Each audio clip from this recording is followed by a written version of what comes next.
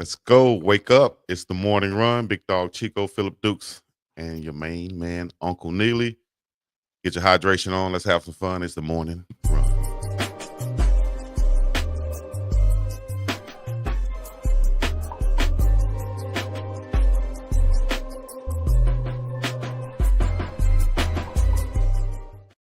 Thank you guys for joining us this morning. Wherever you're checking in from, make sure you put it in chat. Join the conversation. This is the morning run. Big dog Chico, Philip Dukes, Uncle Neely. We have a special show for you guys today. This is going to be the 50K episode.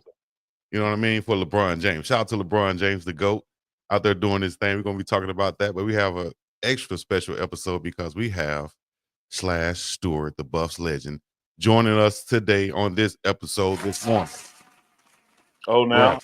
and look, let me tell you this: you can't talk Colorado football and the name Kordell Stewart not come up. You can't talk about the draft process and players being able to play multiple positions like a Travis Hunter and Kordell Stewart name not come up. You put all that in a nice pot of gumbo. That's a Marrero reference because my brother Kordell is from Marrero. What the fellas be yelling? Marrero. Y'all know him. It's number 10, Kordell Stewart. We know him as Slash. Welcome to the building, Kordell Stewart. Welcome to the morning run. Yes, indeed. What's going on, man? How y'all doing? We're doing good, brother. It's good, man. It's good. Good. You know, you look like you're in playing shape. You ready to get back out there? Hey, man, I tell you what, one thing I know in the world I live in, you got to keep yourself in fighting trim. So just in case something jump off, you got to be ready to go and do something something. You know what I'm talking about? Hey, look, let me because we always chat before the show starts. Now, this man talking about being in fighting shape and he's sitting in the Waffle House parking lot. Like, I don't know. Well, they call it fuel. In order to do that, you got to be fueled up right. You got to be prepared for any occasion. It's the unexpected and the unknown that makes us all nervous. So before I go out and do whatever I got to do, I got to make sure I got if fuel to keep myself ready. You know what I'm talking about? Neely, you know what I'm talking about? Oh, I know. Look, Neil ain't gonna miss no meal. This tank gonna be full. Hey, if you just joined us in the chat, make sure you let us know where you're from and put a / say / in the chat with some exclamation points. Let's welcome Kordell to the show the right way. Kordell, we just finished up the NFL Combine.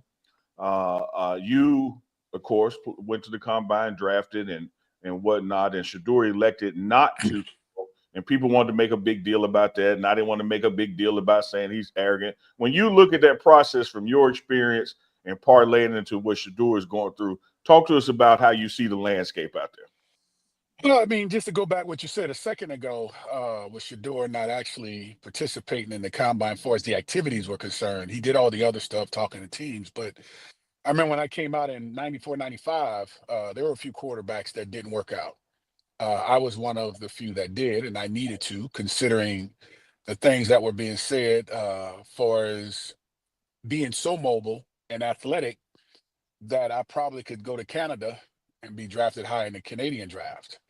To being, I think, the 31st quarterback going into the NFL draft and having Lee Steinberg as my agent, having conversations like, you need to do well in your Senior Bowl, which was the Fiesta Bowl against Notre Dame, to having to do well in the Hula Bowl, which was our Senior Bowl over in Hawaii, to then having to go to the Combine and just tear it up and end up running like a full 4 in the 40, threw the ball just as good as Steve McNair, the late Steve McNair, and the other guys who were touted to go much higher, that end up catapulting me from being a 31st quarterback to being selected in the second round as the 4th quarterback taken. So it can work either way for a lot of guys. For me, I needed to break the stigma of the abilities that I had and not let it be, let's just say my kryptonite, but be my vice, if you will, in a sense of the abilities. But Shedeur, I mean, he's pretty much cemented everything that he can do. Of course,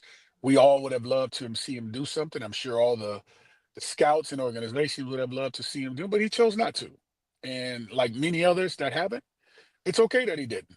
It's just when it's time to show up, as we know he will, with all the guys back at home at the university and indoors, or whether on the grass, he's going to do his thing. So, that's just, Shedeur is a very confident young man. He knows where he's come from. He know who he is. Most importantly, he's done some stuff that other quarterbacks hadn't been able to do. and the likes of coming from an HBCU to come to PWI, if you will, to then put up the numbers he did and the way he did, and just took two institutions and took them to places that they hadn't gone in a very, very long time. So he's that process is one that if you don't have the right group of people around you, you can implode easily as the player and one that has a chance to go in the draft early. Absolutely. Slash, have you ever played with a timid quarterback? A timid quarterback? No, not that I can remember. The only quarterback I had with me was Neil O'Donnell that I can say that I played with. And when I say played with, meaning he was throwing the ball to me and I was in the huddle with him. Everything else was competition. I didn't care about everybody else. If the coaches put somebody else in, I had to prove a point that they were wrong for putting them in over me. You understand? Right. So I didn't have that type of a problem until I got to Pittsburgh. I didn't have that problem in middle school. I didn't have that problem in high school. I didn't have that problem in college. But when I got to Pittsburgh, it became one because, again, as we said about coming into the draft, it was always me being looked at as a mobile quarterback that I should play other positions. So I never had to worry about that part because I just knew everything I had was so much better than everybody else's that I really didn't care, to be honest. But timid quarterbacks, Neil O'Donnell, he was everything less. He was the real deal. He helped create Slash. He pinpointed everything to Ernie Mills, Andre Hastings, the late Charles Johnson, who played at the University of Colorado, who was my wide receiver when he was here with us at the university. And he was really good at what we had Yancey Thigpen. Yancey Thigpen. Remember that name? Yancey Thigpen. Yeah. So it was some great football being played when I first got to Pittsburgh. So I've never been around a timid quarterback, one that I had to either play with or around for the most part. Everybody else I didn't pay attention to. And the reason I asked that because there's this report that comes out on Shedeur about his arrogance. And I think, and last night we broke it down as far as the definition of the word, and the dictionary breaks it down as an exaggerated sense of self. And I say, well, in order to play quarterback, you need to be a giant. You need to be someone that's bigger than life. You need to be this like it's almost this hero, so to speak, in order to play the position. And and in some people's perceptions, that confidence can border arrogance, but it doesn't necessarily have to be a negative thing. How did you feel, or what was your perception of those comments when they came out about Shedeur as far as his arrogance being the turnoff, and what was your breakdown of that? I would say consider the source. Because see, when you consider the source, you have to ask, where did they come from? What did they have to go through? Have they had to endure certain type of backlashes? The road traveled, how tough was it for them? And what people don't understand, particularly African-American quarterbacks, when you do have that level of confidence that you see a Shedeur may have, or some guys come in the space of not saying much at all, like myself. I don't say, I like to let my talent show it. Sometimes that's not enough, because sometimes in order to convey certain things, you have to be able to articulate it in words or in a certain way to make people believe in you. And then they find out on the field what it is. Well, there are some people that just don't like that brash conversation and approach from a player. And on top of that, his dad being who he is, you have that piece. So now narratives and perceptions ends up creating reality for some of those people that may frown upon that type of personality. In order to be great, there has to be a level of arrogance. Period. It's just the facts of life. You think those who are great in all the positions that they're in, whether it's entrepreneurship, whether it's in schools as professors, principals, leaders of the country, that they don't have some form of arrogance about them? Michael Jordan, as humble as he's been about who's the greatest basketball player in the history of the game, he passes it off. Rightfully so, because he knows it's not his time, it's someone else's time. And I think that's a very admirable thing of Mike to say. But that man knows what it is. Come on now. We've all been in that era to watch Mike play the way he played, and he didn't give two hoots about a now person on the court, including the guys around him, to the point where if they wasn't doing it the way they needed to, he handled it himself.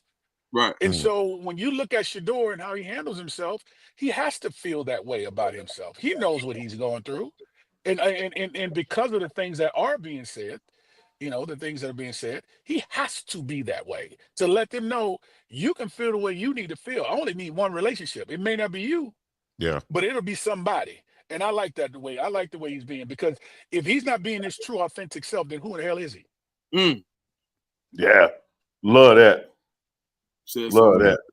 You need that attitude to be a quarterback. I would say that. You need that attitude. I want to go back to some Pittsburgh Steelers days, because I grew up with my cousin who was a diehard Steeler fan.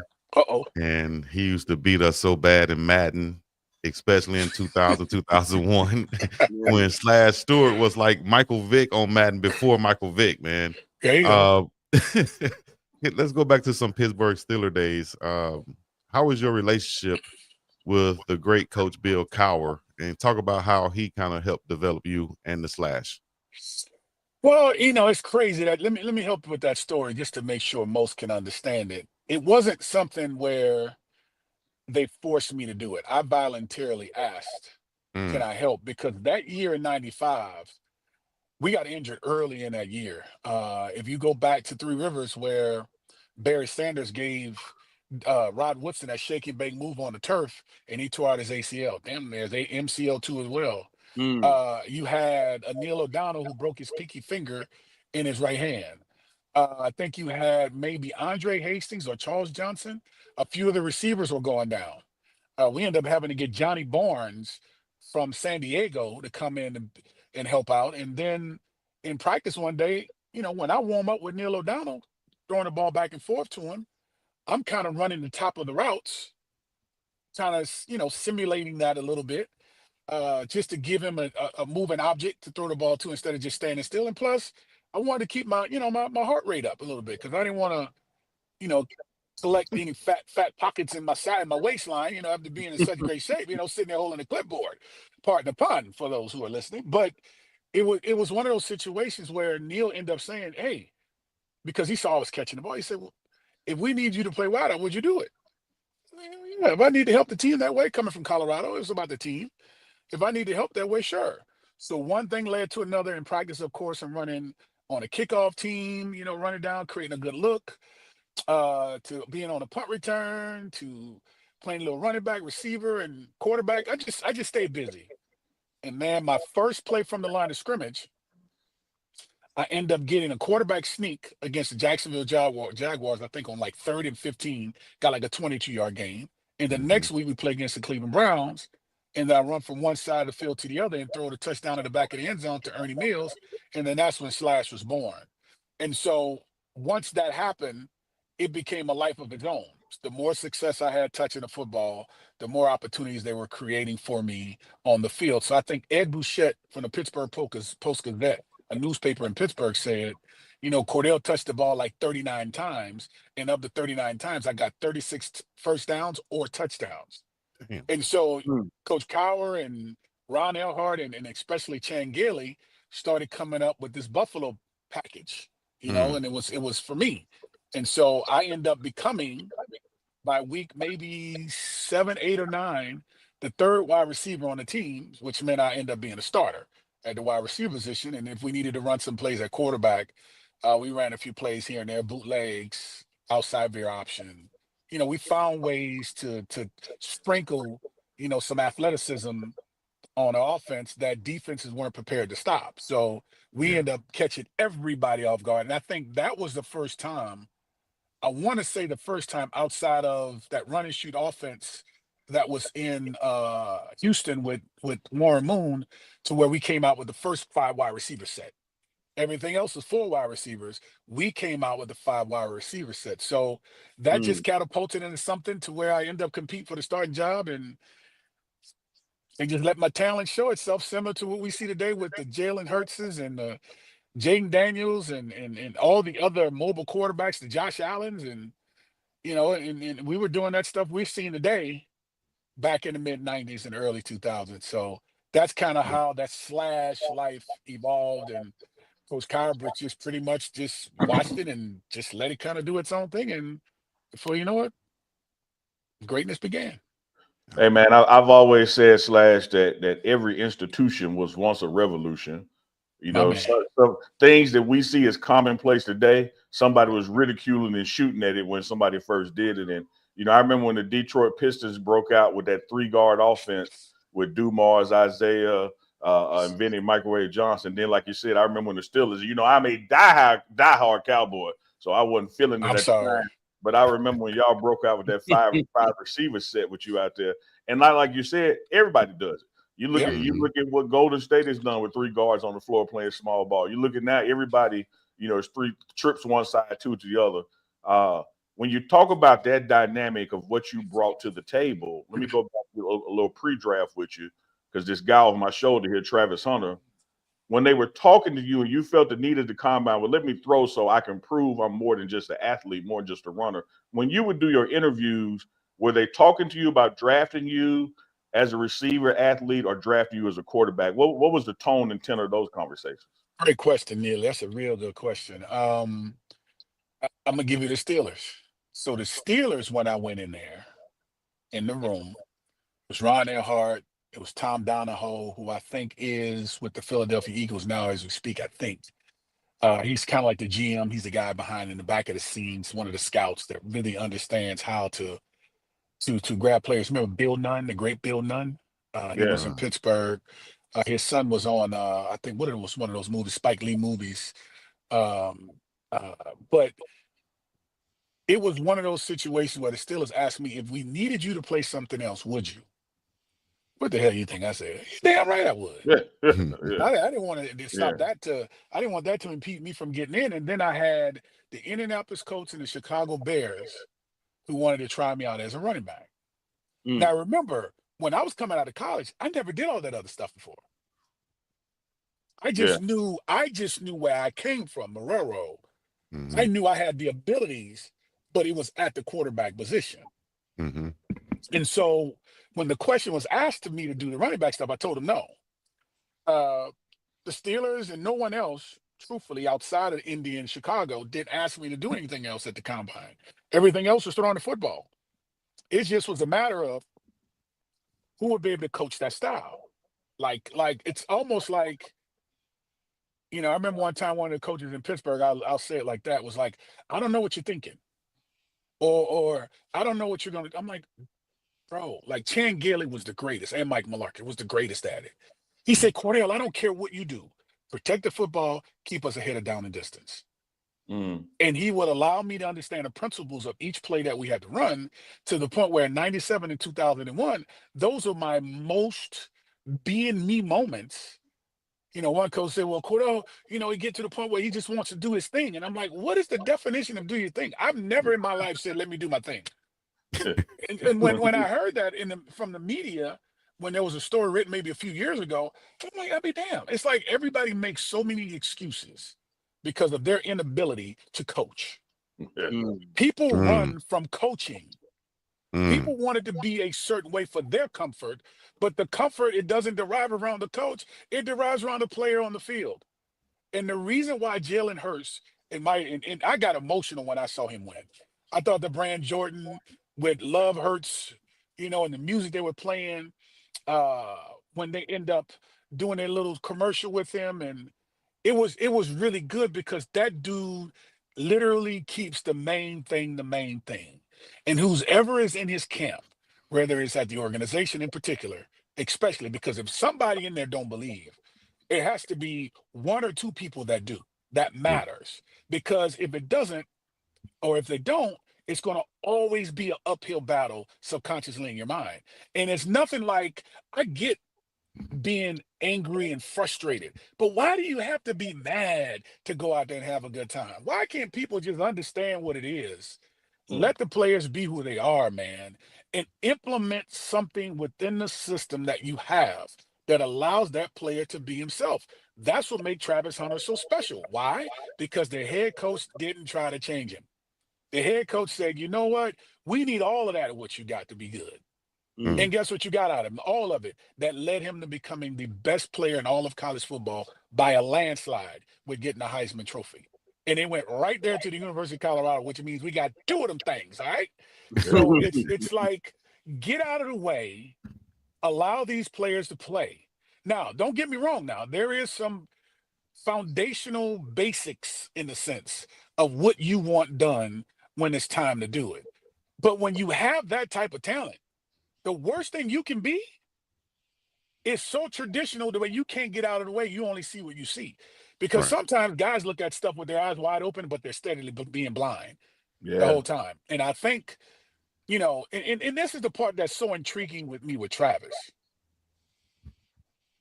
On defense, he didn't just run zone coverage. They ran man coverage damn near 95% of the time. 95% of the time. So that means he's on a run for a minimum of 15 yards, whether it's north and south or east or west. The go routes he have to cover, and then he comes back on offense and he runs the same yards, the same distance to catch balls from Shador. So this dude is literally in shape to the point where it is unbelievable to see him being able to do it, to where when he gets to the National Football League, what do you see them playing more times than not? They play zone. It's probably 25, 75, maybe 50-50 zone to soft man, you know, that catch man to where you're not pressed, you're kind of off at 5 yards. So he's not having to work that much in comparison to how he did at Colorado. I mean, these guys running crossing routes. Why? Because we were getting beat with the crossing routes so much. How far is that route being ran by the receiver that he has to cover? So for me, you know, I get it. You know, where's the slot? Some guys talk about the money. I'm like, listen, when he comes in as the number 2 pick, number 1 pick, number 5 pick, he's slotted at that position to get his number. Whether it's corner, whether receiver, you pick one, whatever it is. I think when he goes into his second deal is when the magic starts. It doesn't start in the beginning. It starts in the second run.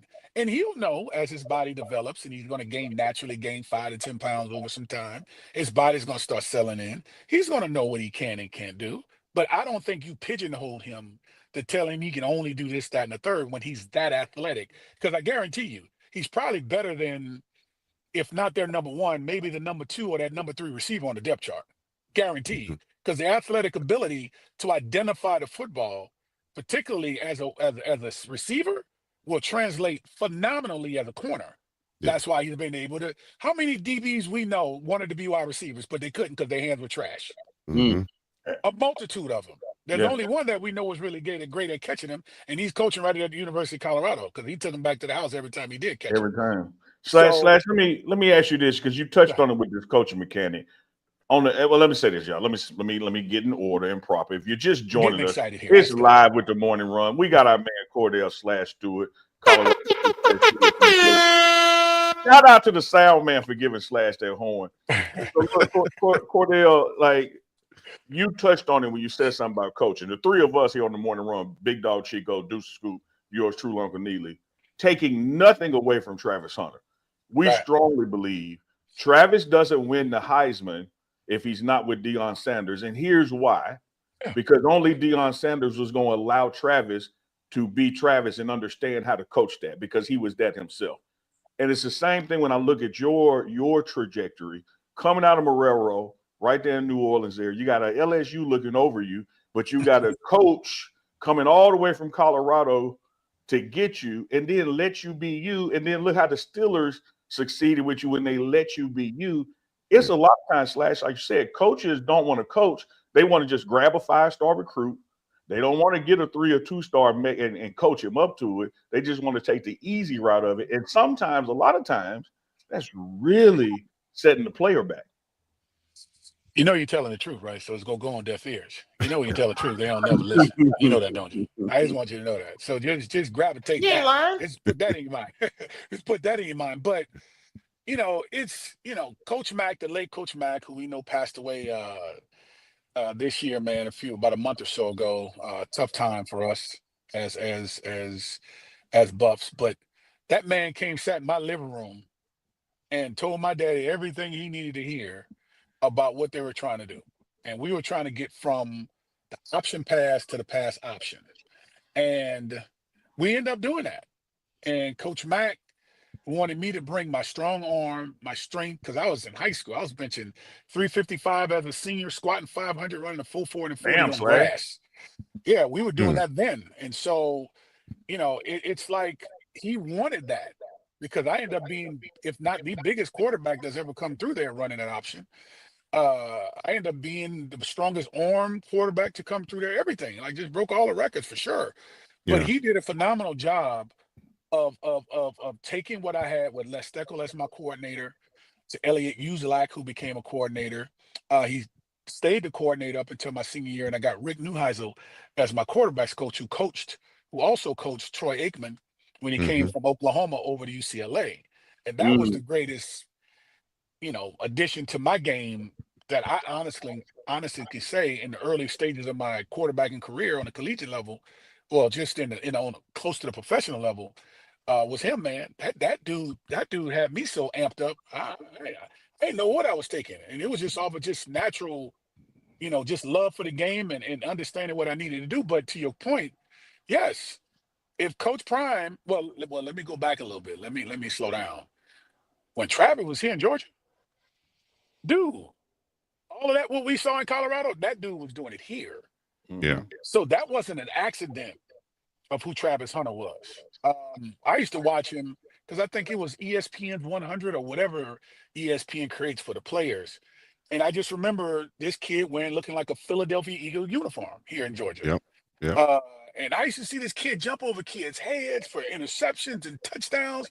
And I'm like, who is this? And it just went over their head because there's so much talent like that throughout the state of Georgia. And then all of a sudden, I see him go to Jackson State, and I see him hug Coach Prime in that first game I think they played down in Miami, and tell him thanks for everything. And then he gets to Colorado, and I'm like, man, this is a phenomenal story. But if he doesn't get with Coach Prime, I don't know how that resonates if he still goes to Florida State when it comes down to, one, getting a Heisman Trophy, but having a chance to be on the field to that capacity. To that capacity. Because if you got 130 snaps total, and this dude is a part of 121 of them, and the only reason he's not on the field because he ain't a part of the punt team and the field goal team. Come on, man. Like, people need to stop clowning in these streets, is what I like to say. And let these kids just play, man. I'm dead serious. And the good part about society today, and y'all have to agree with me with this, is expressing yourself, whether it's about what you like and what you don't like, it matters, right? Because there's so much trauma with people not being heard and inflicting wounds, self-inflicting wounds we do to ourselves in some capacity, cause people to have to listen now, right? So it's forcing people to understand and hear what's being said to where it's starting to matter. Because if not, with social media, you start boycotting it. For the pressure applies. And now it's through having to, deal with peer pressure. It makes you make decisions that's not how it used to be back in the day. So Travis Hunter is special. Coach Prime did an exceptional job of allowing that young man to be himself. You couldn't expect anything less from Coach Prime, right? Because you saw the type of player he was. And I just think that's what he did with all of his brothers, Jimmy Horn, Webster, all the guys, man, Webster, all the guys. It's a great thing and a great time in football, in sports in general, to where it's showing even the coaches who didn't understand that mentality of allowing players and people to be themselves, to where, you got coaches singing all type of song in the locker rooms to their wives. It's out there in South Carolina, all the nice urban. I'm like, bro, it's just the times have changed. And I think, the evolution of how you coach nowadays, it's totally different than what it used to be. No, I love that answer. Slash, tell me something. My mom went to Tennessee State. They so in the 70s, or during that time period, they always rooted for Joe Gilliam, and that's how we was raised, right? To learn about Joe Gilliam, and he didn't get a fair shake in a lot of people's opinion in Pittsburgh. So for you to kind of follow that legacy as an African American quarterback in Pittsburgh, what was it like having that type of, I wouldn't say pressure, but being able to lead in that same type of catalog or that echelon of quarterback in Pittsburgh? Yeah, it's funny you mentioned Joe Gilliam. I met his dad, Coach Gilliam. And Cordell, let me tell you something. See, if it doesn't defy logical reasoning, that's what he would say. Right? So that's what he would say, and I had a chance to meet him, and then I met Joe the last game we played in 1999 against the Redskins in the Three River Stadium right after we beat them and imploded, and we walked around and shook everybody's hand, and he walked behind me. And you saw T. Martin come in, and he wore number 17, attributed that to Joe Gilliam and things like that. And I heard all the stories. You get some conflicted ones where you get the typical dudes that, man, if he would have, but like, come on, bro, it's a human element. Nobody's perfect. You understand what I'm Right. saying? And the time in which Terry Bradshaw ended up taking over, that team was undefeated, and that man was slinging that thing across the yard like it was nothing. I mean, literally. But Pittsburgh wasn't ready for it, just like they weren't ready per se for me. But the only way you make them ready is by winning. And one thing we did do in Pittsburgh is we won. We won a lot with me. I think I was like 46 or 29. That's like 60 some percent, winning percentage. One of the highest that you could have of all three of the best quarterbacks that come through that: Terry Bradshaw, Ben, and then myself, and out of respect because they won Super Bowls. But it's just, when you hear those stories and you see those stories and some of the stuff that I had to go through in that city unnecessarily, in a sense of what they didn't like and what they wanted to see, I didn't give a damn, honestly. I was going to do what I had to do to make it work. And if I had to do it again, I'd do it exactly the same way again. So my road travel in Pittsburgh was more controversial than celebrated.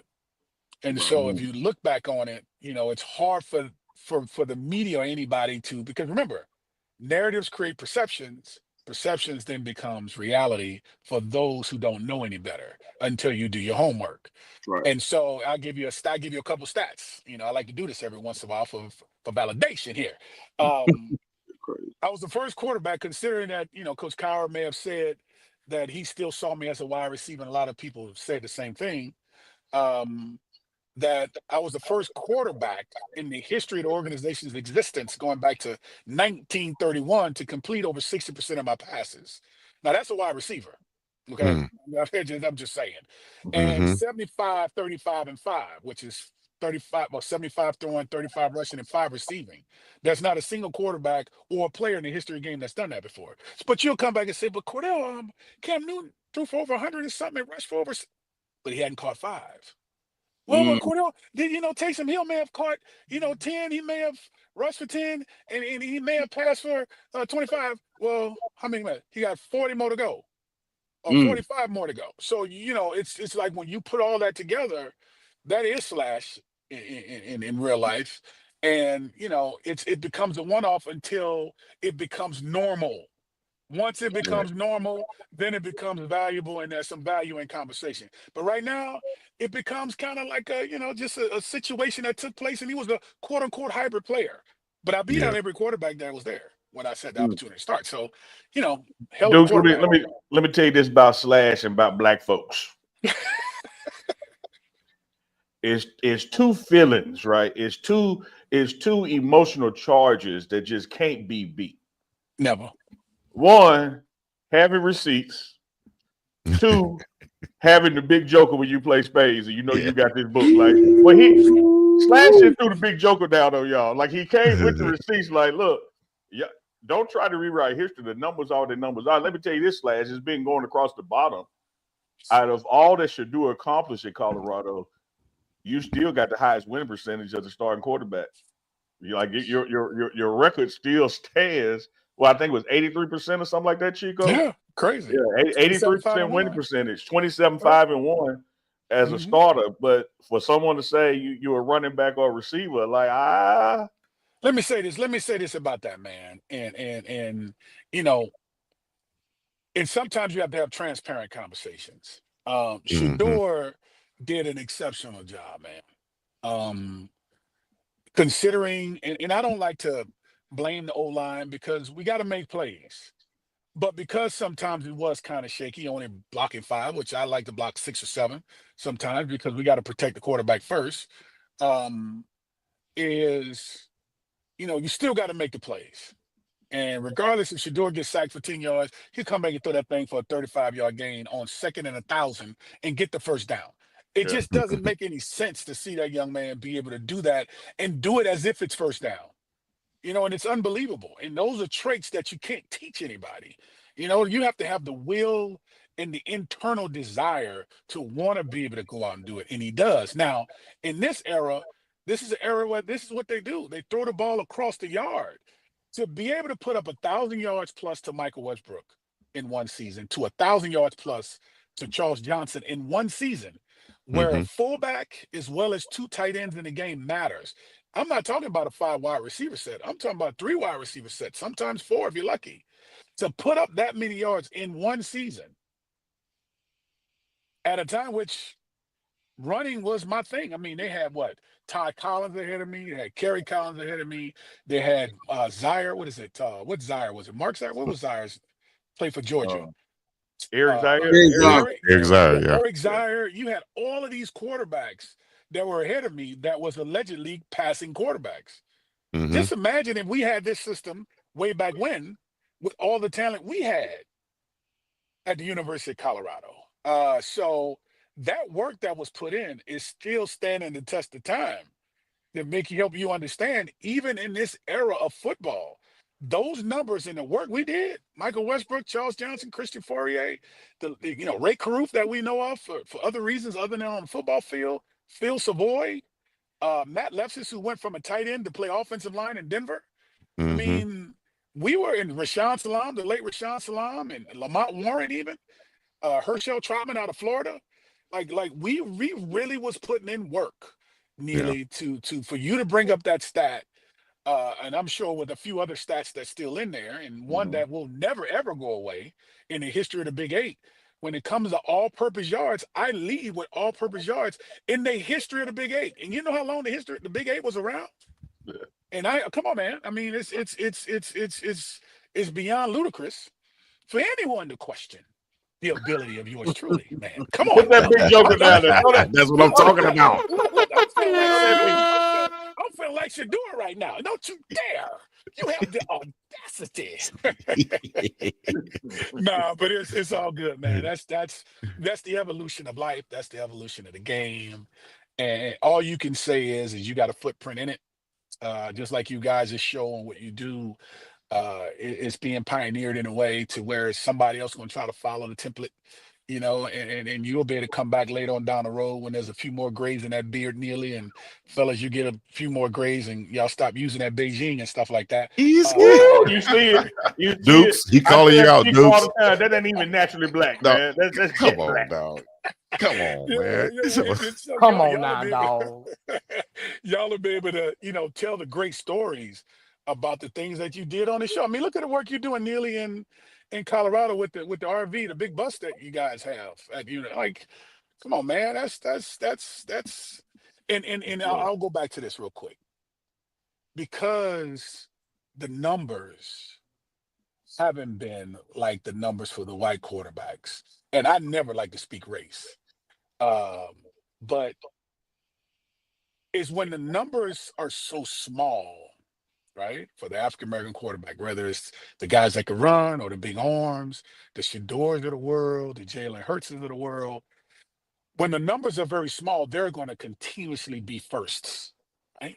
It's going to continuously be firsts because if the other quarterbacks are the ones that are the bar, now all of a sudden you got Lamar Jackson who's given 4,000 yards passing and rushing for 900 yards and putting up 41 touchdowns in the air and only throwing 4 interceptions. Come on, man. I don't know a quarterback since I've been watching football give me 41 and 4 with that touchdown interception ratio, and you don't get the MVP.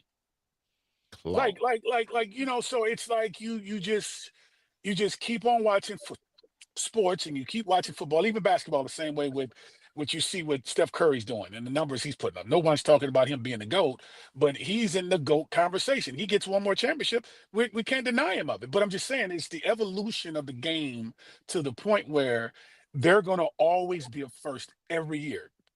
Jalen Hurts, his numbers are so great. Like he's the first, I think, in touchdown throwing and touchdowns on the ground in the postseason.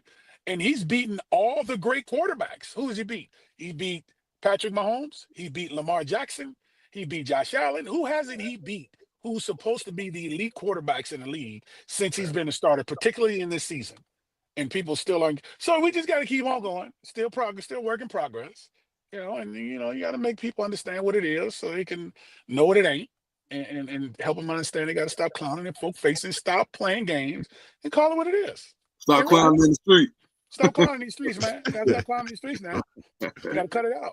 Slash, let me hit you with this one, brother. Whatever people are saying about the combine and not throwing, of course, Shedeur still has a pro day, nailed all his interviews and those kind of things. This brother is going somewhere between number 1 and number 7. Like it's that just is what it is. That's right. What happens in that scenario, though, you're pretty much guaranteed you're going to a bad team.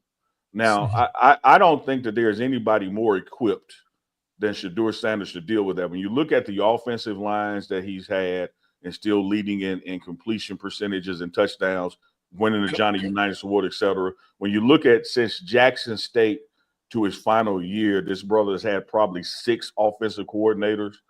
So if anybody knows how to thrive in uncertainty and instability, is him. But talk to me about some of the pitfalls or challenges a young quarterback, immensely talented, faces when going to a quote unquote bad team. Man, you got to humble yourself fast.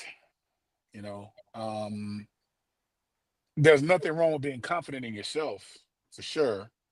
But I just think when it comes down to the stuff around you, people who don't know you, guys making money, it's not just football anymore. It's their jobs.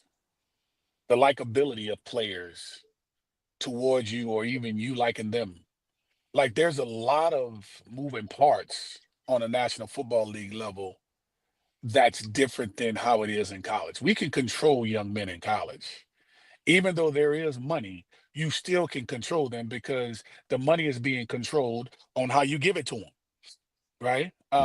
So I just think on a National Football League level, how are you going to tell a man that's making $20 million a year what to do? And you come in with more swag than all of them because you got your own money.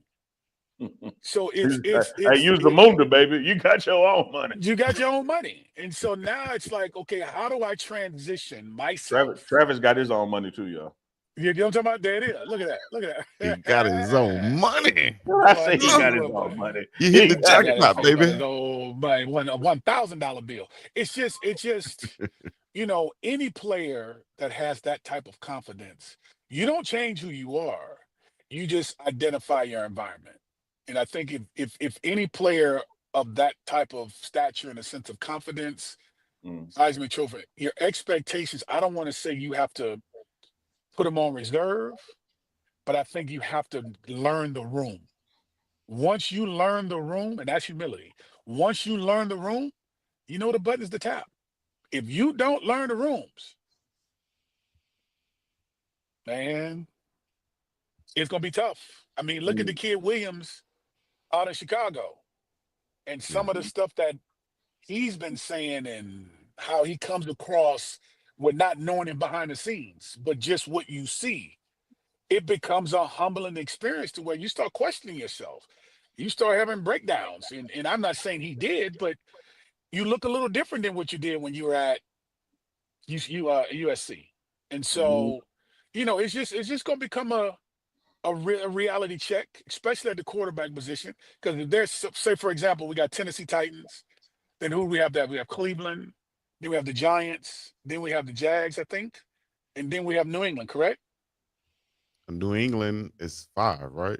No, New England's is they're 5, and then I think it's the Raiders. Yeah, then it's somewhere. Yeah. So it's like any one of those first 5 to 8 teams that need a quarterback, you better believe where they're struggling. And it starts up front on both sides of the football.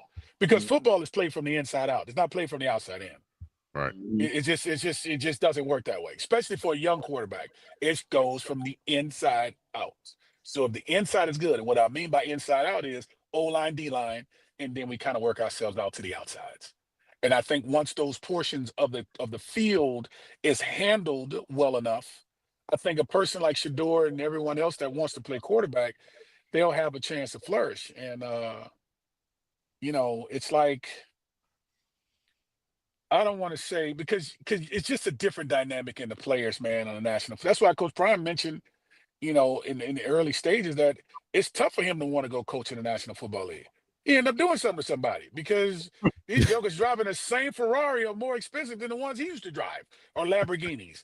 And they're flying on helicopters and jets, and some got their own little small little propeller planes. And, guys have lives, and guys are making real money today. Mm-hmm.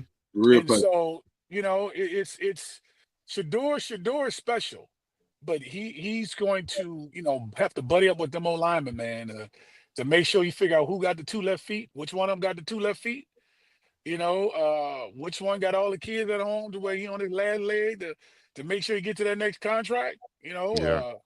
that the dinners he used to do with his offensive linemen there in Colorado. Ooh, he gonna have to make sure they good every week, because some dudes, I'm telling you, some of these dudes are very traditional and reserved, and he's have to do technically what he's been doing. Yeah. Honestly, I mean, just do what he's been doing, and he's gotten, whether it's Cash, who came in from IMG and having to take over starting last season, Cash to money. making it happen. I mean, after watching, what game was it? I think it was the Texas Tech game, and I think the quarterback was doing the same thing, the one that was starting before, snapping the ball before the ball was asked for, and Cash went in and never saw the sideline afterwards. Mm. And it's like stuff like that where guys are respecting him and like him and want to be around him is what he's going to need early on, because you don't know what the offensive coordinator is going to call. You have no clue. But if that offensive line cares about their quarterback, they're going to make sure he's good. And I was fortunate enough in Pittsburgh every year to pretty much have that mentality from the guys up front, which was they cared, regardless if everybody else saw me as a receiver. When they knew I was in the back there, playing quarterback, they knew I was capable of doing certain things, which made them feel good to know that, hey, as long as I got to do is give them a half a second or two, and you never know what's going to happen. So that's all I'll say for Shador, or any quarterback, Cam Ward, the kid coming out of Ole Miss, whoever it is that's coming up next. Yeah. Just understand that part. That's the part that's tough, because it's going to take some time. You have to spend time with them. You have to spend time with them. Slash. Yes, sir. Neely mentioned that you were at Waffle House earlier when we first came on. Yes, sir. And of course, Waffle House is known where in Georgia, right? Yeah, it is. And all right, so I'm going to bring up this picture of someone you met in Georgia that's now in Colorado. Will be wearing your number 10 in Colorado also. Tell me about this picture and this young man right here. Man, that's not the Waffle House. Look like Hooters. It's Georgia, but it's Georgia for sure. That's at Willie's. That's Willie's, a Mexican spot. Was coming home from practice that day. Actually, I went and played golf, but it's right around the way from the crib, and we go there after practice, me and my son all the time. And Juju and his dad came in there and saw me and my son Sire in there chopping it up, and his dad came over and brought him over to me, and I guess his dad probably has him looking up all the African American quarterbacks, the guys that were successful. And I just remember Juju saying, I watch he said, Mr. Stewart, I watch your videos, and I know you were number 10. And all of a sudden after that, I ended up seeing him going, I think, to Pace Academy with Chris Slade, when Chris Slade was the head coach over there. And I saw in his social media, he said, well, I guess I got to wear number 10 now. I said, you know what, man, that's all right. And I've been following him ever since, literally DMing him and telling him, and in some instances where he had to slide up in the pocket, he had two hands on the ball. I said, great job there. I said, keep on pushing, keep being accurate, yada, yada, yada. And before you know it, I ended up getting a phone call about Colorado, went to, I think, the Utah game or the game before that. I can't think. It was two of them I went to. I can't remember which one. And I didn't know he was going to the game. I didn't have no clue. And saw him on the sideline. I think with the picture you see, with us dapping up on the sideline, I was like, man, that's all right, man. And he ended up making a decision. And it's amazing how when you plant a seed, it's just in life, man, what it can do for people. Yeah. When they respect you, and they're watching you. And to see this young man go from, I think, the age of what at that time, maybe 10 or something like that, to all of a sudden now he's committed to Colorado and he's gonna wear number 10.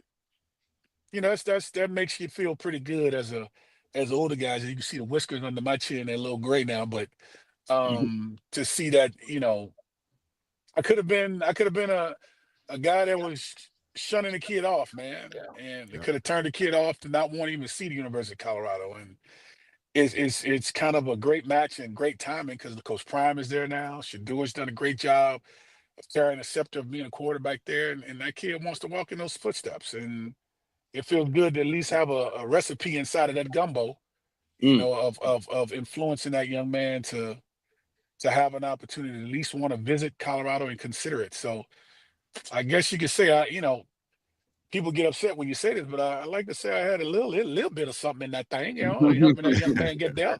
Just a little bit, just a little. That's another joker. That's another big joker slab to the table. Slash, let me ask you this, man. Dukes has done this to the chat out there, this excellent series on breaking down, who's next after Shador. You can catch it on on Duke's channel or the Pregame Network, where it talks about the path for Juju to become the starter or the path for Saul to become the starter. Y'all make sure y'all check those breakdowns out. But I want to ask you, Slash, about Juju, your relationship with him coming from Georgia, true freshman coming in like you were in Colorado. How important is it for his development, no matter who gets the job after fall camp? How important is it for his development to face competition for the job versus just being the heir apparent automatic? Yeah, that's Prime. Coach Prime knows what he's doing, but I mean, sit up here, respond, and tell him what he should do. You know how that goes. Okay, don't go well. Yeah. So, but traditionally, there is a competition, and you're held to a certain standard if you end up winning the job. Of course, the quarterback position is one of the most delicate positions on the football field when it comes to the psyche and the mentality of that player. To know that if you do get benched, somebody may go in, that person don't do good. Now you got to go back in, and now it's the musical chairs. I've been in that position before. It is not comfortable. It's not good. It's not healthy. And the reason in which you end up having to go to the bench has nothing to do with your abilities. It has to do with maybe sometimes the likability of the coach. I don't think Coach Prime is like that. He hasn't shown that. I mean, of course, he had Shador, his son, out there playing because he believes and trusts him, and he raised him to understand how to play that position. I think Juju has done a lot of work that put him in this position to start off with having a chance to go to USC, to Colorado, getting him to come to the University of Colorado, and him being touted as the number one quarterback, if not number one in the country, top three in the country, for his the capabilities of going to a quality institution. I think from a business standpoint, he understands what it means to work. If you look at his litany of work and things that he's documented over the years, he's proven that he works. I don't think anything's going to change for him there at the University of Colorado. Expectations are high. The position itself and the seat itself, I think I saw where he and Cash was in the auditorium in a room where all the players sit. Quarterbacks sit in one section, linemen sit in another section, kickers, specialty, so on and so forth. And he was sitting in Shador's seat. And Cash said, "Are you ready to take on that responsibility of sitting in that seat where Shador's sitting?" He said, "I ain't got no choice." Right. The kid is humble enough to come from what he's come from, far as notoriety. I think he had an NIL deal in college, didn't he? In high school, didn't he? He did. He did. He could be as arrogant can be, but he showed a level of humility with a straight face, though, and confidence in saying, "I ain't got no choice." So you ain't got to worry about me when it comes to working, is technically what he was saying. So I'm looking forward to it, to be honest. Out of all the stuff that's going on at the University of Colorado, that is one of the first ones. When it comes to seeing how that looks, that's the one I'm looking forward to. I promise you on everything I love. I love my institution. I love Coach Prime to death. That's my guy. You know how I feel about you, Neil, and everybody else in that institution. Rick George, my AD, all of that. But I want to see number 10. I mean, because that kid went, I want to see number 10. I just been watching him for so long. And for those who follow him, you've seen the work that this kid's been putting in. Man, it's solid. It's good. I just want to see him do it at the University of Colorado, wearing that number 10 and calling the plays and, being under that umbrella and wanting to see him succeed.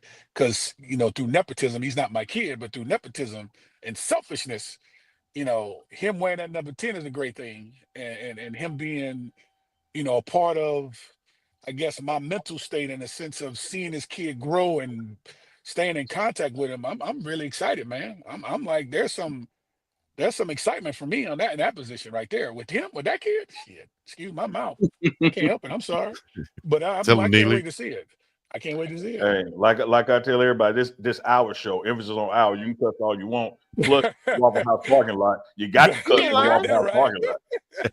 They were cussing while they made you patty milk. You might as well cuss. Man, what you talking about? Slash. So in this here, I just heard you mention NIL. Ballpark figure. So the quarterback from Tulane, they said he got $4 million from Duke. In your day, what do you think you would have been worth in the NIL era? Man. Correct me if I'm wrong. The NIL kind of fluctuate every week, correct? Doesn't it go up and down like new stuff comes and the number goes up?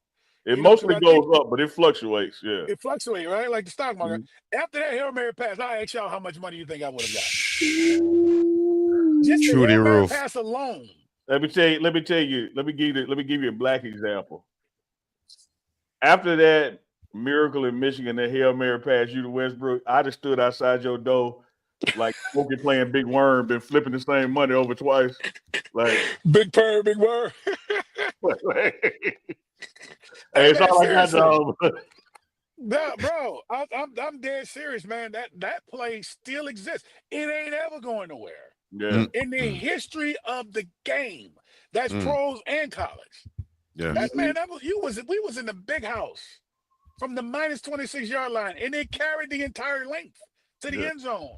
And for Brooke to come out of nowhere after the tip drill, Blake Anderson did an outstanding job to be a distraction. And the ball goes up in the air, and he catches against Hall of Famer Ty Law. Yes. You know, Mike had his way with him. Had 2 touchdowns against him in that game. So, you know, that play along with, you know, going 11-1 and going to a Fiesta Bowl and all that great stuff, probably could have collected about $10 million. Even way back there, I mean, about $10 million. I mean, I would have went to the league saying the same. Look, y'all, if y'all ain't trying to change your organization to want to win, don't even look at me. You know what I mean? Don't look. I would say the same. I would say the same thing. I mean, because I would have been a first rounder in the top 10 pick easily. Because you just watch any film you want to, and turn the volume down, and just apply it to how the game is today. And you can't question or have a doubt about the things that we did from an NIL standpoint. Michael Westbrook would have been making so much. Rashawn would have had it. My old line from Derek West, Tony Birdie, Chris Neely, Heath Irwin, Brian Stoltenberg, Christian. Come on, all those Derek West. Everybody would have been paid, man. We would have got no less than a piece, no less than about 500,000. Yeah, easy money. Easy money. We can't forget that guy Chris Hudson on defense. And then see Hud on the other side. I mean, he would have got his, because I think he was all Big 8 2 years in a row, I think, and then he became a Thorpe Award winner. I mean, I'm just talking offense. I ain't get on the other side yet. Yeah. I mean, so it's, you know, you got Shannon Clavel, you got Darius Holland, you got Ted Johnson, you know, you got Chris Hudson, Donnell Lee. I mean, you got so many great players, you know, that were really, really good. That Greg Jones, who ended up going to Washington, who played defense outside linebacker. I mean, come on, man. Money would have been crazy. We had no social media. The game doesn't change at Slash. I remember one of my favorite sports movies, Blue Chips, where they did the movie of basketball based on what was going on under the table, and all Ricky wrote on it was $50,000 in a tractor for his daddy. It's like that's all on top of the table now. Like you can get you a tractor deal, you know. So I want to ask you one more thing. All right, so you know, like now in social media, we get to see who players are off the field. We get to see who they hanging with, or like we saw LeBron and Carmelo and Chris Paul hanging. Yeah. In the 90s, at the height of your popularity, if you had to go hang out, let's say y'all met up in Atlanta, who was your clique that you was hanging with? Man, it would be my boys on the team like Jerome. That's mainly because, you know, you hang with the guys that you were playing ball with at that time. You know, so Jerome was a guy on the team to Dwayne Washington, Chad Scott, Wayne Gandy, all those dudes that was on my team. So that's even Yancey and Ernie Mills, CJ, like all the boys in the clique, like Damani Dawson, my center.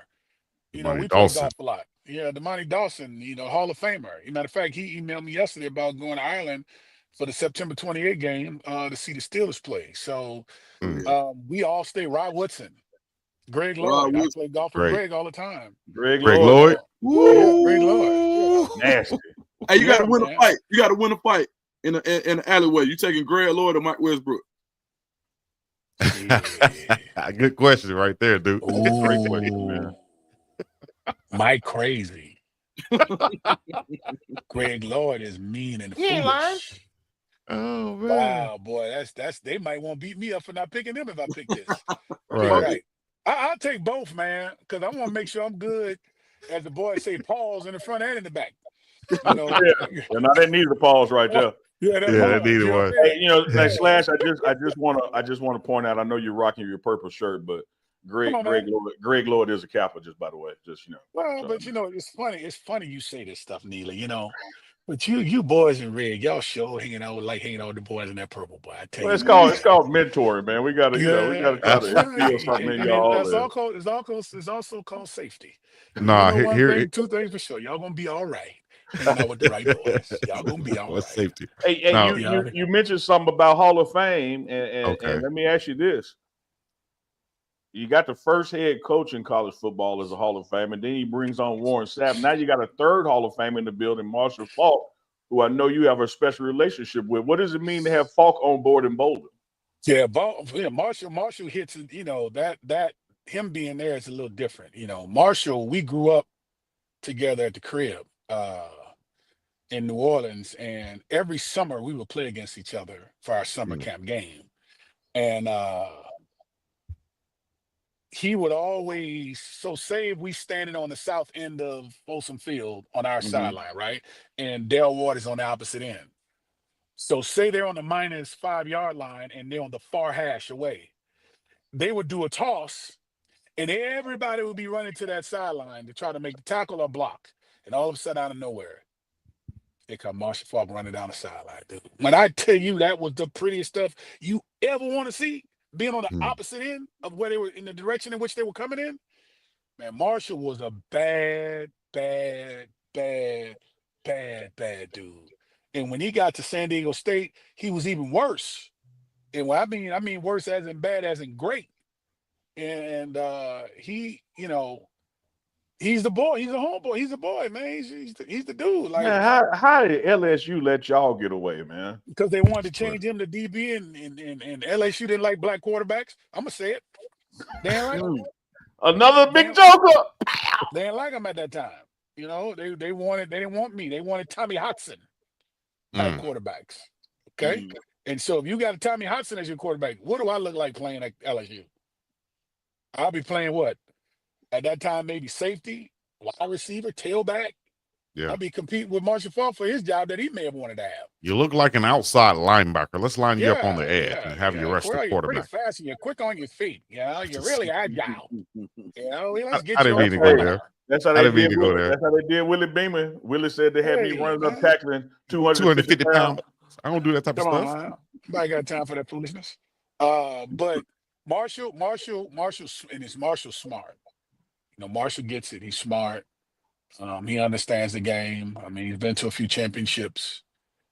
He's been a winner all his career, especially in the game.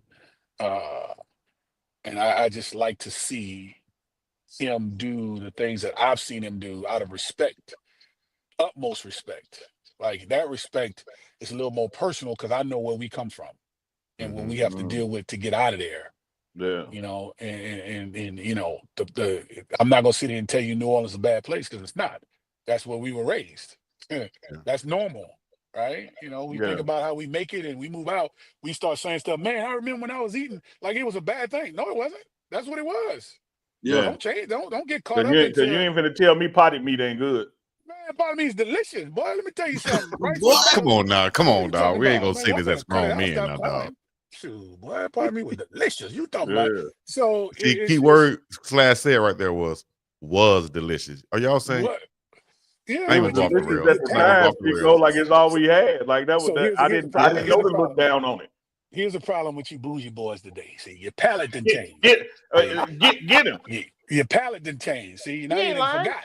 See, if you take you back home and you go to your aunt house that you only want to spend 5 minutes at, and you stay there for longer than 5 minutes, you're there for an hour to 2 hours, the potty meat gonna come out of there now. It's coming out. Hey, Slash, let me tell you how prophetic you are. My man, Big Dog Chico, born and raised Selma, Alabama. Now he live in Hawaii, but he don't want no potty meat. He wear flip-flops and he eat chopsticks, and now he want to talk bad on potty meat. Boy, you're from Selma, Alabama. Slash said what? That's okay. He may eat that potty meat and break out right now. He don't need right. No more. Leave him alone. He may break out the hives. Eat that potty meat right now. Leave him alone. Hey, but guess what though? Ain't spam potty meat. All of it. No, I'm not eating spam anymore. That's literally what happened. I ate some spam out here because it looked good, and like a couple weeks later, I got sick. I couldn't eat it anymore. So I'm talking you're exactly right. He gonna break out in hives. He done. It's over with. Hey, but he still liked it. Look, but see, he still liked it though. Well, what happened was and now he gonna try to look down on it because he can't eat it no more. What we're not gonna do is. He had people around him, and they saw him eat it to the point where he had to explain what it was. What we're not going to do is start a roast Chico session up in this thing. What we're going to do is go, all right, you got that purple shirt on. That's right. We're going to go to the Lakers. We're going to go to the Lakers. We're going to go to my boy LeBron. And LeBron James, 50K. Before you get up out of here, let's get your thoughts on LeBron James doing what nobody has done in the league before, and that's getting that 50K. Hey, man, it's unbelievable. I say we have to enjoy LeBron for the work that he's done in the tenure in which he done it in.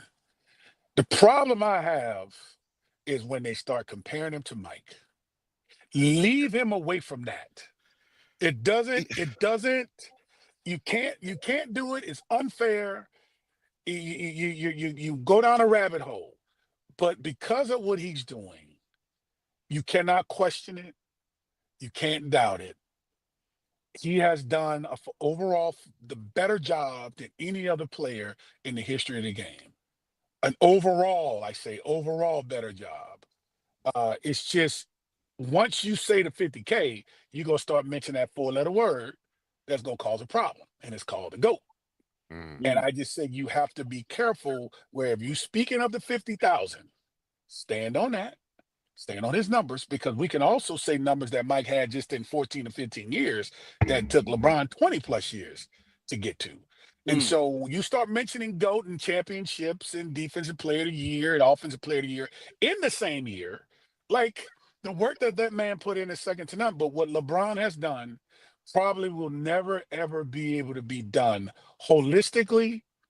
And when it comes to longevity, he's had the longest career of most in being able to do these miraculous things, and you have to cheer him on and accept him for who he is. But I want to stop it right there because I know we prepared to ask the next question is, do you think he's the GOAT? And he's not. I'm sorry. I'm done. I apologize. You know, all that money I have for you for the Miracle in Michigan, I take it back. GOAT James is who I'm talking about. Man, I'll tell y'all. That's what I'm talking about, Uncle Neely. I'm with you on that, man, because here's the thing.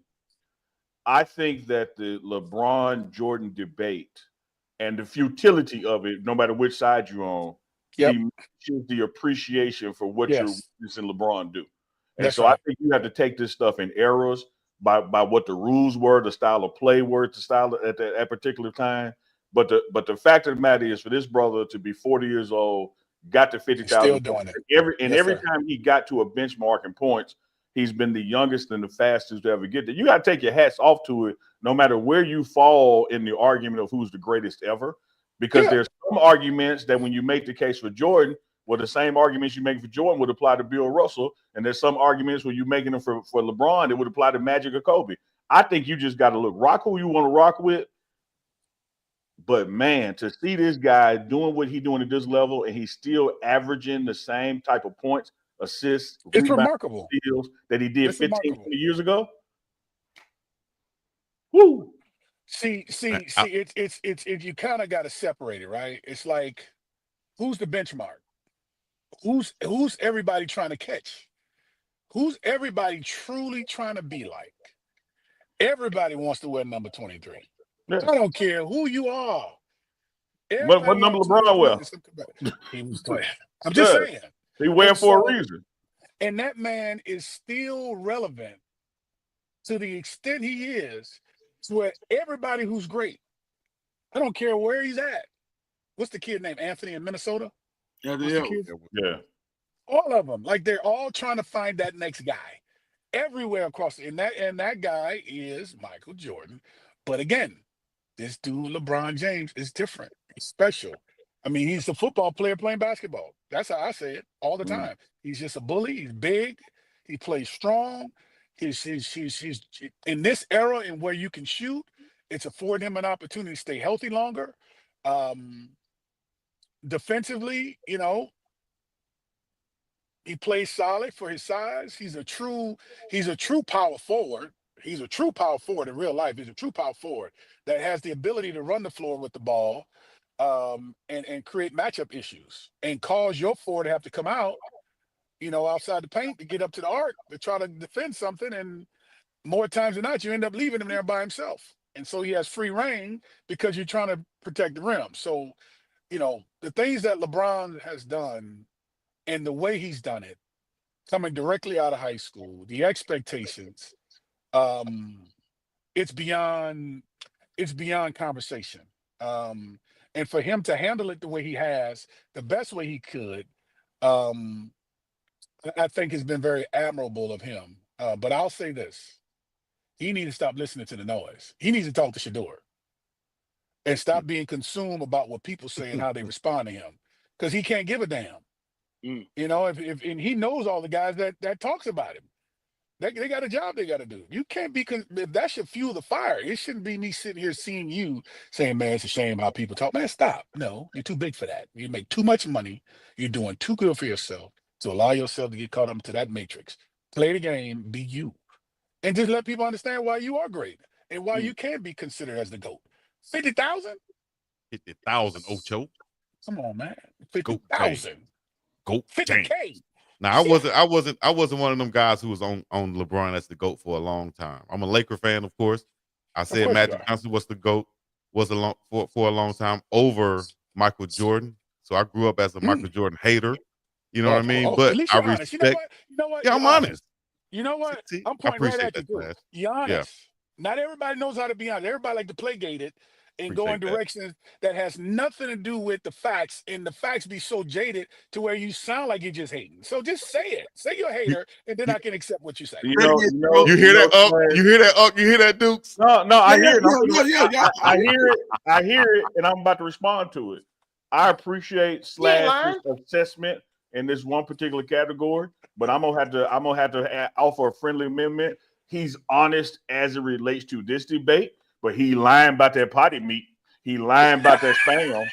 Like, I'm not gonna say he's an honest person just because in this one situation he told the truth. Because the ninja will lie, and he lies Monday, Wednesday, and Friday on this very show all the time.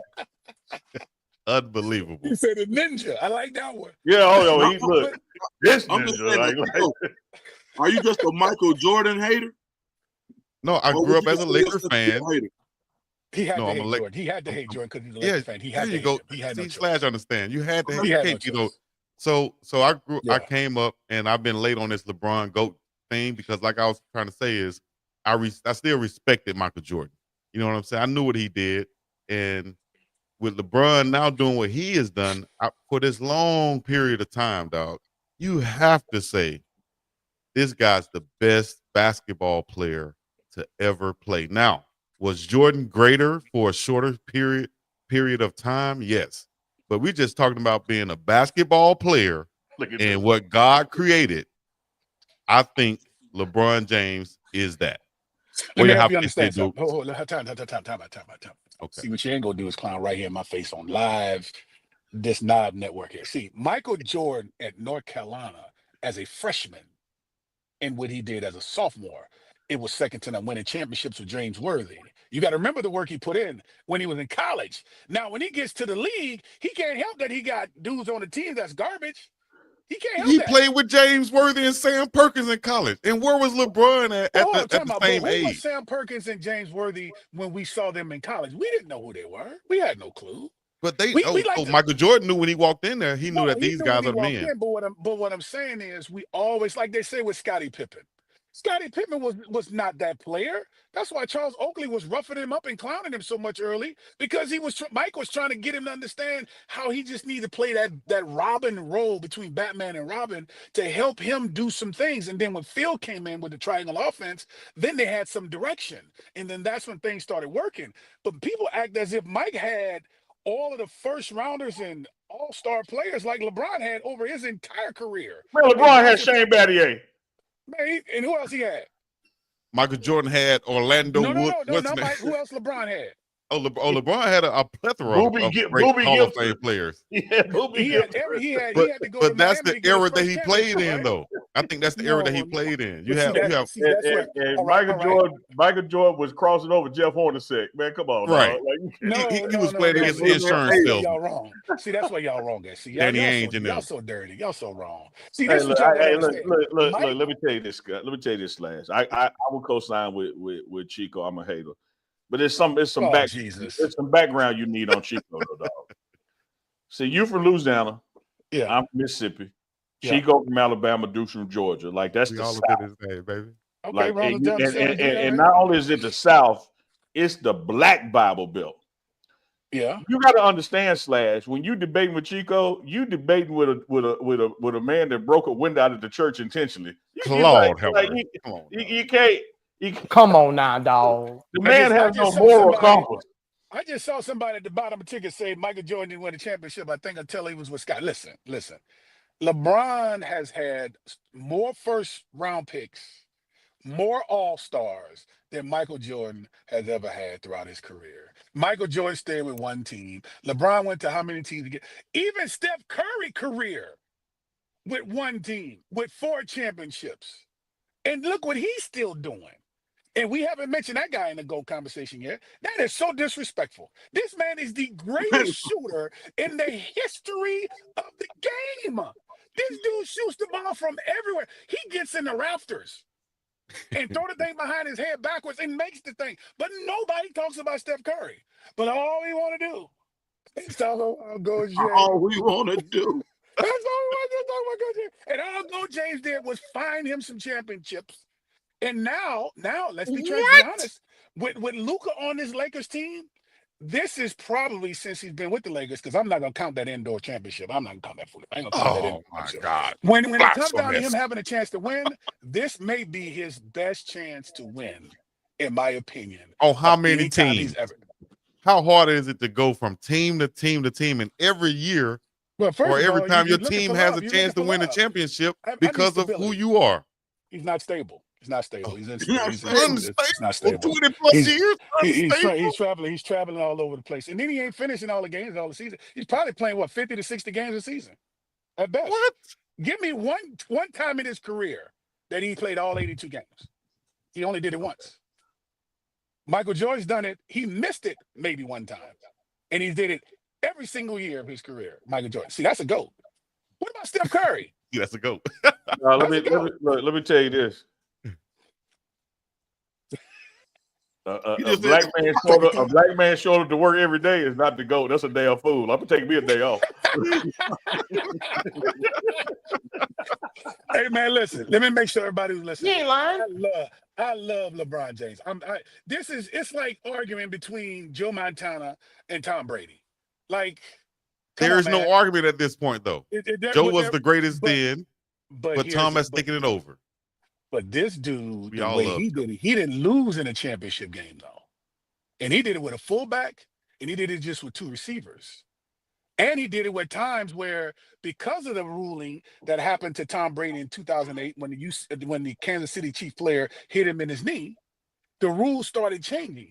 This man didn't get that luxury to get those calls when it came to rule changes. If Joe Montana got hit in the back of the head from a blind shot or got hit in the knees, it just was what it was. Now, that's for some of those hardcore football players and enthusiasts when it comes down to how the game was played in the midst. Like Michael Jordan, He's going against James Worth. He's going against all of Lambeer. This dude is getting his behind whooped in the Jeff paint. Hornacek. Hey man, Oh, hey, Right. I ain't They gonna step beat it down. And Danny Ainge and Mark Price. Hold on. It wasn't not one guard in the league as tough as Jeff Hornacek is right now. We talking about tough. What? And look, and I'm gonna tell you why I know he was tough. Because we all know Vernon Maxwell was a fool, and he said he was tough. And it ain't a guard as tough as Vernon Maxwell in the league right now. Yeah. So right now, who wants to play? Matter of fact, who wants to play? Who is the best defensive two guard in the league right now? Best defensive two guard. He would be today. Name somebody. You can't name nobody who got D. Who got? I could put. I'll put. He said I can think of 3 guys right now that I'll put We're over. not naming nobody that got D. We're not doing it. Plays defense. Your guy in Atlanta, who the Great Barrier Thief. Your guy in Atlanta. 1 year. Right? Go ahead. Okay, man. I'll take. Who else we can take over him right now? Give me Alvarado out of New Orleans, the guard. All right, never mind, Chico. All right. Okay. See what I'm saying? Yeah, I What? know. But Chico, to a greater point, and a deference to our special guest Slash, who's welcome back anytime.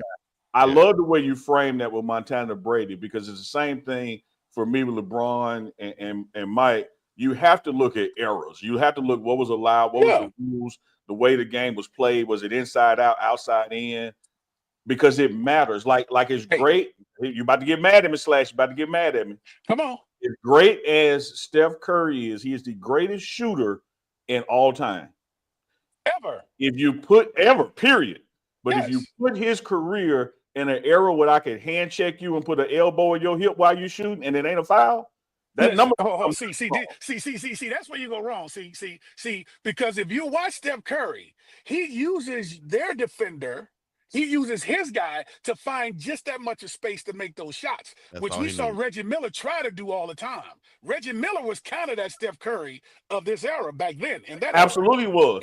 And Reggie Miller would get knocked on his ass while shooting and still hit it, is all I'm saying. But Reggie was still the man, though. No doubt about it. From him. But the numbers are lower. What I'm saying is the number, he's going to still be, he's a great shooter, but he's not going to make all the ones he's making now because he's getting touched. Question.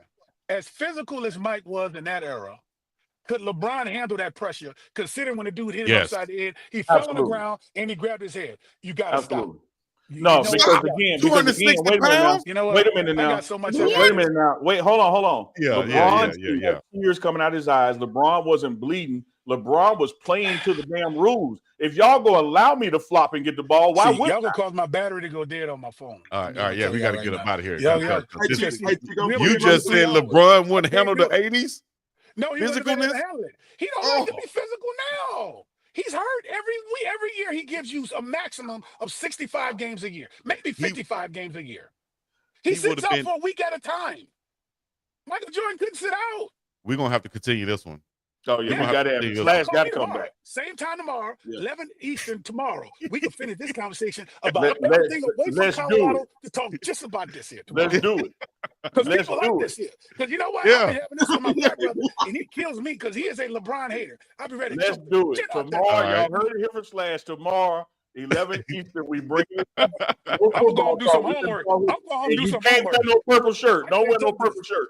I'm waiting for the Lakers. I'm a Laker fan. There you go, baby. LeBron. Lakers in the building. Now. But Mike is the GOAT, though. I'm sorry. We'll continue this. We appreciate Slash for joining us. Buffs legend, Michael Jordan, advocator, and anything you want to leave us with? It was great, man. We need to keep this going. Had a good time. Shador gonna be all right. You got to get past this moment of free conversation because people gonna say what they want to say. And I think the faster he can get where he needs to go, I think the quicker we can get going with this thing. You know what I mean? Because I'm anxious to see where it goes and what happens. And the kid is great. He's excellent. He's no different than any other player in this draft in the sense of giving him an opportunity to do what he's going to do. He's going to be fine wherever he goes. He just got to keep his head about him and do what he does and keep the people around him that he trusts and love the most and go from there. But other than that, Shador going to be fine. Shador's going to be absolutely fine. Absolutely. Y'all heard it from KORDELL / Stewart. Number 10. That's right. Jersey program, but number one in your heart. Slash, we appreciate you. This has been the morning run Monday, Wednesday, and Friday with Duke the Scoop, Big Dog Chico, yours truly, Uncle Neely, and we might just have a special episode tomorrow to continue this basketball talk. Got that right. With KORDELL Stewart. So y'all stay tuned. Make sure you like, share, subscribe, turn the notification bells on all 3 channels. Big Dog Chico, take us up out of here. Hold up. We're not done. We're gonna let KORDELL go. We appreciate you, KORDELL, once again. We appreciate you, fellas. All right now. All right. We're gonna see him next time. But we're not done. We're gonna, before we finish this, I'm gonna hold y'all over just a little bit. Before we finish this, let them know what they have to be on the lookout for later on today, because it is Wednesday, right? Oh yeah. Man, look, I appreciate that, Big Dog Chico. Set you because up, you have crossed over into what I was gonna be like my man Do the School. Hey, is the monetization on? Like I appreciate that. We got Wednesdays with Warren dropping this afternoon, 6 p.m. Central, release 7 p.m. Eastern. Man, it was an international show because SAP is over in Taipei. And so it was 11:30 p.m. Tuesday for me, but it was 1:30 p.m. Wednesday for him. So it truly was Wednesday with Warren. Y'all gonna love this episode. We're talking about international travel, the food you've been eating, and of course we get into football, the draft, and talking about Colorado spring ball. So get ready for Wednesdays with Warren dropping late on this afternoon. Shout out to the Hall of Famer Warren Sapp. Already. But that's what it is, man. Dukes, you got to leave us with something, let people know what to be expecting from you. Yeah. Wow. Yeah. Come to the channel.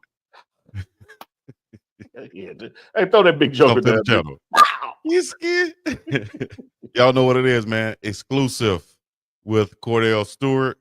This has been another. Oh, you know he dead ass serious about tomorrow morning, right? Like he ain't playing. We can do it, man. I'm dead serious too. What's happening? If y'all want to put it in the chat, let us know. Shoot. But until then, y'all know what to do. Hit the like, subscribe, comment, all the other good stuff. And until next time, we're gonna be up and about this thing. Peace in the Middle East. Roll.